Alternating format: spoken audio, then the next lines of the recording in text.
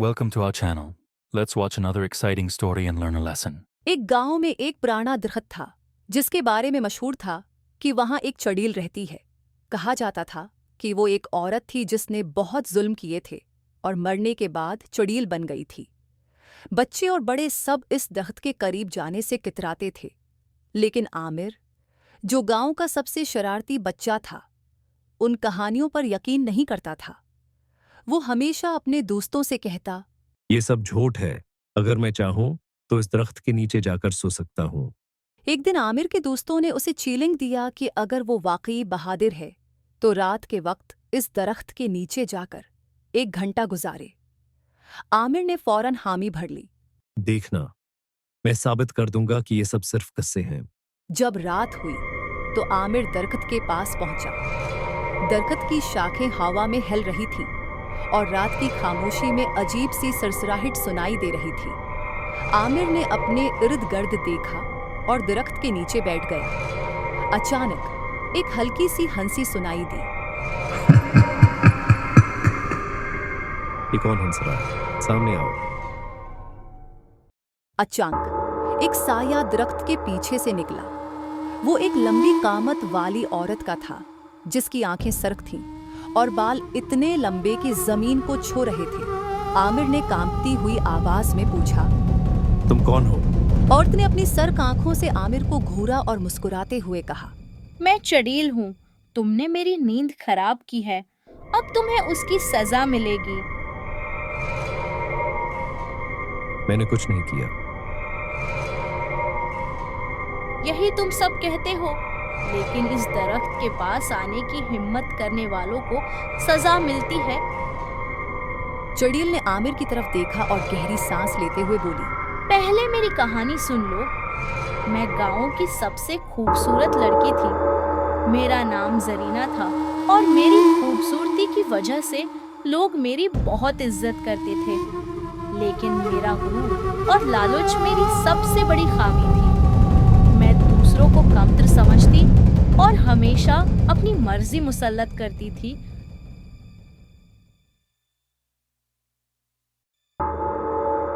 तो फिर तुम्हारे साथ क्या हुआ? चड़ील की आवाज तल्खी से भर गई। मैंने अपने लालच में दूसरों का माल छीना, लोगों को धोखा दिया और उनकी जिंदगियां बर्बाद की। जब गांव वालों ने मेरे जुल्म से तंग आकर मेरा सामना किया तो मैंने अपनी हरकतें मानने से इनकार कर दिया। आखिरकार वो मुझे एक दरख्त के साथ बांधकर जला देते। मेरा जिस्म तो खत्म हो गया, लेकिन मेरी रूह इस दरख्त के साथ कैद हो गई। तो तुम्हारी रूह को सुकून क्यों नहीं मिला? क्योंकि जिन गुनाहों का बोझ में लेकर मरी, उनका कुफारा अदा नहीं किया गया।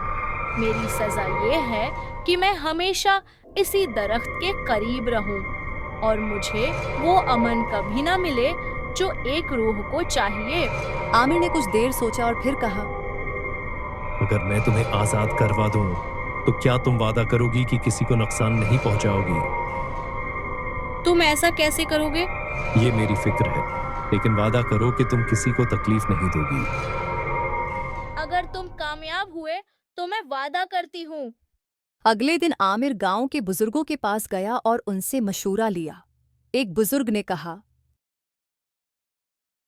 चुड़ैल की कैद को खत्म करने के लिए एक खास रस्म अदा करनी होगी। तुम्हें दरख्त के पास जाकर अल्लाह से उसकी मगफरत के लिए दुआ करनी होगी और ये छुरी दरख्त के तने में पिवस्त करनी होगी। इसके बाद माफी के अल्फाज कहने होंगे, लेकिन याद रखना, तुम्हें हिम्मत और इखलास के साथ ये करना होगा। आमिर ने बुजुर्ग की बात गौर से सुनी और हिम्मत जटाई। अगली रात वो दोबारा दरख्त के पास पहुंचा। चड़ील उसका इंतजार कर रही थी।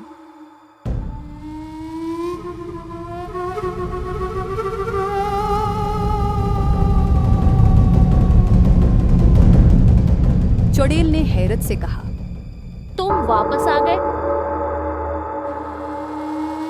आमिर ने छुरी निकाली और मजबूती से कहा, मैं तुम्हें आजाद करने आया हूँ, लेकिन तुम्हें अपना वादा याद रखना होगा। मैं वादा करती हूँ कि किसी को नुकसान नहीं पहुँचाऊँ। आमिर ने दरख्त के करीब जाकर छुरी को तने में पेवस्त किया। उसके बाद उसने आंखें बंद की और दुआ की, चड़ील, हमने तुम्हें तुम्हारे गुनाहों की माफी दी, अब अल्लाह तुम्हें माफ करे। दरख्त की जड़ों से रोशनी निकलकर आसमान में बुलंद हुई और चड़ेल की आंखों की सरकी आहिस्ता आहिस्ता सफेद हो गई।